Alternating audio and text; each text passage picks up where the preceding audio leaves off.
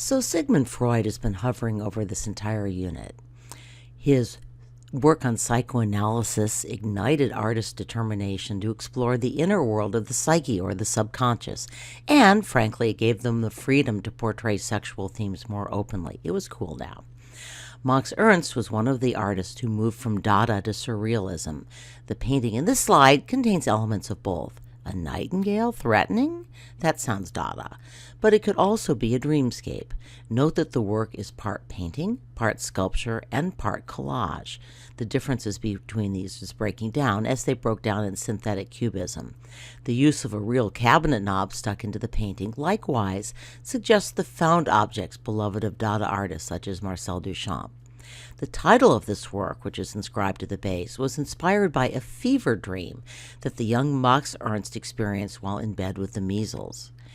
Ernst wrote that his dream was, quote, provoked by an imitation mahogany panel opposite my bed, the grooves of the wood taking successively the aspects of an eye, a nose, a bird's head, a menacing nightingale, and a spinning top. Truly weird dream. Some surrealists tried to get in touch with their subconscious by what was called automatism, basically letting their subconscious direct their painting without taking active creative charge, hoping that the painting would paint itself. Here's a work by Juan Miró that employed automatism as well as more traditional painting. Remember that art's collages of scattered paper? The idea is much the same. So this is probably the most famous surrealist painting, even though it's dropped off the list. It used to be a College Board favorite. The Museum of Modern Art's website notes that Salvador Dali frequently described his paintings as, quote, hand-painted dream photographs, unquote. He based this seaside landscape on the cliffs in his home region of Catalonia, Spain. The ants and the melting clocks are recognizable images that Dali placed in an unfamiliar context or rendered in an unfamiliar way. Time is the theme here, from the melting watches to the decay implied by the swarming ants. Dali explained that he painted this work to, quote, systematize confusion and thus help discredit completely the world of reality. So here's another example of a surrealist twist on art. This famous painting of a couple praying was enormously popular in France.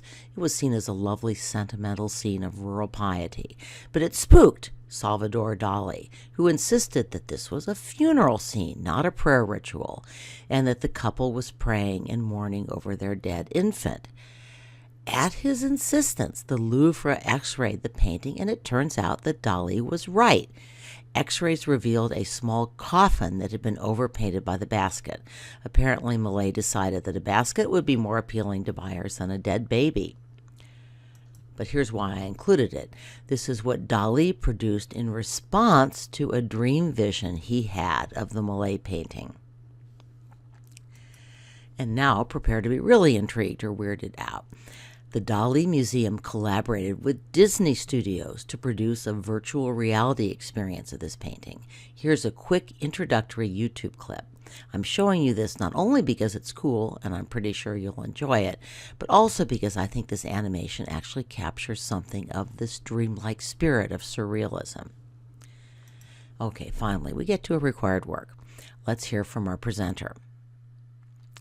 So you've probably heard all this, but this surrealist object was inspired by a conversation between Merit Oppenheim, who's a woman, by the way, and artist Pablo Picasso and Dora Maar at a Paris cafe. Admiring Oppenheim's fur-covered bracelet, Picasso remarked that one could cover anything with fur, to which she replied, even this cup and saucer.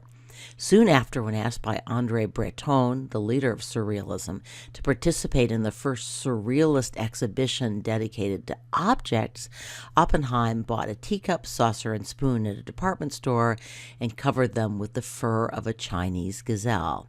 In doing this, she transformed these genteel items, traditionally associated with feminine decorum, into sensuous, sexually charged and sexually punning tableware. Like so much of the art in this unit, this one is all about sex, and I will let you fill in the blanks about just what this might resemble. This was not a work or an artist that I knew before it appeared on the list, which was my loss. It's a new favorite, so thanks for once to the College Board. Still, I struggled with where to stick this painting into the unit's lectures. Before we get to our student presentation, let me just ask, how would you classify it and why? Well, we see a lot of similarities to Picasso's Demoiselle d'Avignon, especially those mask-like faces. The jungle setting created from color blocks has an expressionist flair, and there's an element of protest art as well. We'll get to that. However, Lam is considered a surrealist painter, and maybe our presenter will now explain why. So, here's what the Museum of Modern Art says, information your presenter may already have shared. Quote, in his desire to express the spirit of Afro-Cuban culture, in particular that of the uprooted Africans who brought their primitive culture, their magical religion with its mystical side, in close correspondence with nature, Lam reinforces the surrealist aspect of this work. Wilfredo Lam was born and raised in a village in a sugar farming province. His father was a Chinese immigrant, and his mother was Afro-Cuban of slave descent. In his village, Lam was surrounded by Afro-Cubans who practiced both this Catholicism and the Santeria religion based on African traditions.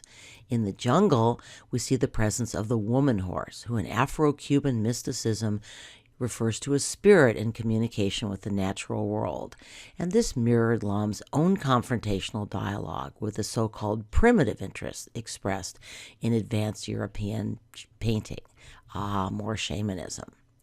And here's another Lam painting of the horsewoman. And here's another jungle scene with magical animals. I think Lam's surreal side really comes through in this painting. Finally, this is a work with a social message. I've circled 2 sugarcane plants. Cuba in the 1940s had an economy based on tourism and sugarcane. Cuba was the Las Vegas of its day. What happened in Havana stayed in Havana. It was overrun by wealthy Americans who came to party. It was also a plantation economy where Cubans, and especially Afro-Cubans, performed backbreaking labor in the sugarcane fields. Lam supported Castro's revolution in 1960, and in 1965 he was invited to paint this work for the presidential palace. By the way, I've mentioned that Lam was a protege of Picasso's. We've seen a painting from Picasso's Blue Period and several of his Cubist works, but he also spent several years painting surrealist works. Here's a painting that features the Minotaur from the legends of ancient Crete. Picasso had not been especially political during the years between World War I and World War II, but the Spanish Civil War changed all that. I wish we had more time for this painting. It's really amazing that this one has dropped off the list. There have been a lot of protests about that. I hope you have time for it and for this brief video clip. What we don't have time for is Simon Schama's long, fascinating account of the creation of this work. But he made one comment I'd like to share. Picasso had led the charge for modernism against the stale conventions of Academy painting. Yet this, one of his greatest and probably still his most famous painting, was a history painting on the grand scale, but done in a modernist idiom. And with this, we leave European modernist painting and sculpture. In my final 2 lectures, I will first explore modernist architecture and then cross the Atlantic to consider a different art of the Americas.